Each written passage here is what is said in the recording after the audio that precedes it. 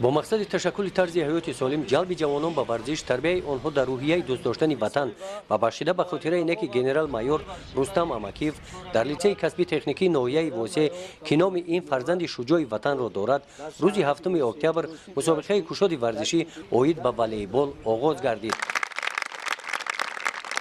برای اشتراک در این مسابقه لیسه های کسبی تکنیکی منطقه کلاب دعوت شدند. در مراسم رسمی کشادشوی چوربینی اشتراکچیان از حالنامه و قهرمانی رستم اماکیف یادآور شدند. در برگزاری این چوربینی ورزشی لیسه کسبی تکنیکی ناحیه واسه جمعیت ورزشی حاصلات منطقه کلاب و مرکز تشکل طرز حیات سالم در ناحیه واسه سهم گذاشتند. مقصد از گذراندن چوربینی ورزشی در لیسه کسبی تکنیکی به نام گنرال مایور رستم اماکیف از آن عبارت است که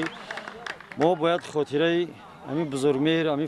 فرزانه ملت که لیسه نامبرده را ختم نموده است روح ارواح همین را شاد گرداند و در برابر این دعوت نمودن جوانان با ورزش و جوانانی که در داخل لیسه دانش می‌آموزند بین آنها مسابقه ورزشی را تشکیل نموده از بیکارگردی و از دیگر کارهای ناشایسته آنها را دعوت نمودند و